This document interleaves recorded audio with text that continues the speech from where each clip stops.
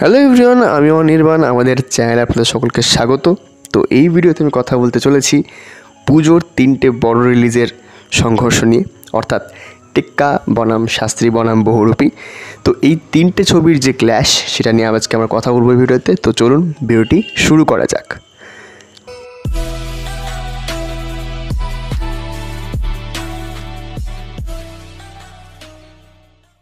তো দেখুন, পুজোতে 3টে বড় ছবি রিলিজ হতে চলেছে, টেক্কা, শাস্ত্রী এবং বহুরূপী। তো আমি যদি টেক্কা দিয়ে কথা শুরু করি, তো এটা একটা হোস্টেজ ক্রাইম থ্রিলার হতে চলেছে। এবং সত্যি বলতে সৃজিতের শেষ কটা ছবি ফ্যানদের খুব হতাশ করেছে, কিন্তু দেবের যে শেষ কয়েকটা ছবি ছিল সেগুলো কিন্তু বেশ ভালো লেগেছে ফ্যানদের। এবার কথা হচ্ছে যে এখানে এই দুজনের যে কম্বোটা, সেটা কী উপহার দিতে চলেছে সেটা নিয়ে আমরা খুব আগ্রহী। তো ট্রেলারে গল্পটা মোটামুটি আমরা বুঝে গেছি। এবার সৃজিতের ছবি এত হালকা নিশ্চয়ই হবে না, নিশ্চয়ই কিছু একটা চমক থাকবে। তো সেটা কি হবে বা কি হতে পারে এই ছবির মেন গল্পটা, আর কি লুকিয়ে আছে এই ছবিতে, সেটা কিন্তু আমরা ছবিটা দেখলেই বুঝতে পারবো। এবং আমার ট্রেলারটা বেশ ঠিকঠাক লেগেছে। তো এর একটা গানও তো রিলিজ হয়ে গেছে, আপনারা জানেন, সেটাও বেশ ভালো। তো পুজোতে কি করতে চলেছে দেব সৃজিতের কম্বো, সেটাই দেখার। এবং আমার মনে হয় যে যদি গল্পটা ঠিকঠাক হয় এবং ওয়ার্ড অফ মাউথ যদি খুব ভালো হয়, তাহলে এই ছবিটা পুজোতে ব্লকবাস্টার হতে পারে। এবার যদি কথা বলি শাস্ত্রী নিয়ে, তো শাস্ত্রী ছবির ট্রেলার আপনারা আশা করি সবাই দেখেছেন। মিঠুন চক্রবর্তী আবার একটা বড় রোলে, এবং মিঠুনের শেষ যে হিট ছবি ছিল সেটাও দেবের সঙ্গেই, প্রজাপতি। আর মাঝে একটা ছবি এসেছিল কাবুলিওয়ালা নামে, যদিও সেটা খুব একটা প্রচার পায়নি। তো আমার মনে হয় যে এই যে ধর্মীয় কুসংস্কার আর বিজ্ঞানের যে একটা লড়াই থাকে, এটা নিয়ে বলিউডে পিকে হয়েছে, ও মাই গড হয়েছে। বাংলায় এরকম একটা প্রথম দেখছি আমি।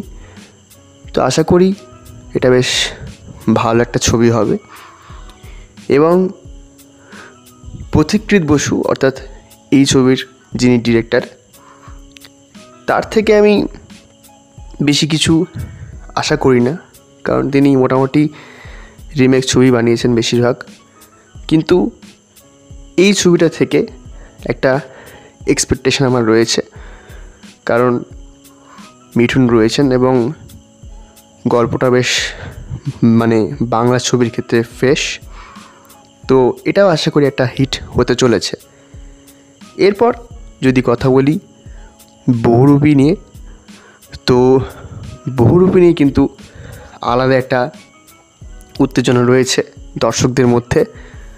প্রথম কারণ, উইন্ডোজ কিন্তু কখনোই হতাশ করেনি, সেটা ফ্যামিলি ড্রামা দিয়ে হোক কিংবা গত বছর রক্ত বীজ দিয়ে হোক না কেন, সেখানেও আবির ছিলেন, এখানেও তিনি আছেন।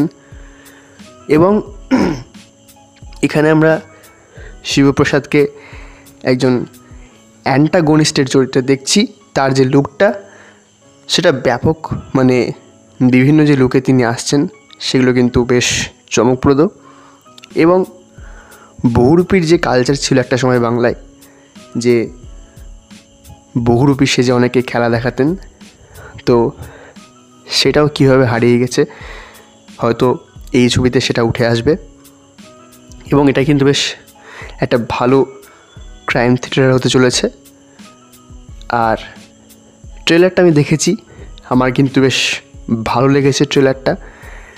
বেশ একটা টান বিষয় রয়েছে এর মধ্যে। তো আমার মনে হয় যে এই ছবির গল্পটা যদি ভালো হয়, তাহলে উইন্ডোজ কিন্তু এই পুজোতে একটা বড় সুপারহিট ছবি দিতে চলেছে। তো এই ছিল আমার 3টে ছবির ক্ল্যাশ নিয়ে কথা। এবং 3টে ছবি প্রায় একই সময়ে রিলিজ করছে, টেক্কা আর বহুরূপী একই দিনে বেরোচ্ছে। তো দেখা যাক পুজোতে কে বাজিমাত করতে পারে, এবং আমিও এটাই দেখতে চাই যে পুজোতে কার ছবি মানুষের মুখে মুখে ফেরে। তো এই ছিল আজকের ভিডিওটি ভালো লাগলে লাইক করুন, কমেন্ট করুন, শেয়ার করুন আর সাবস্ক্রাইব করুন। ধন্যবাদ।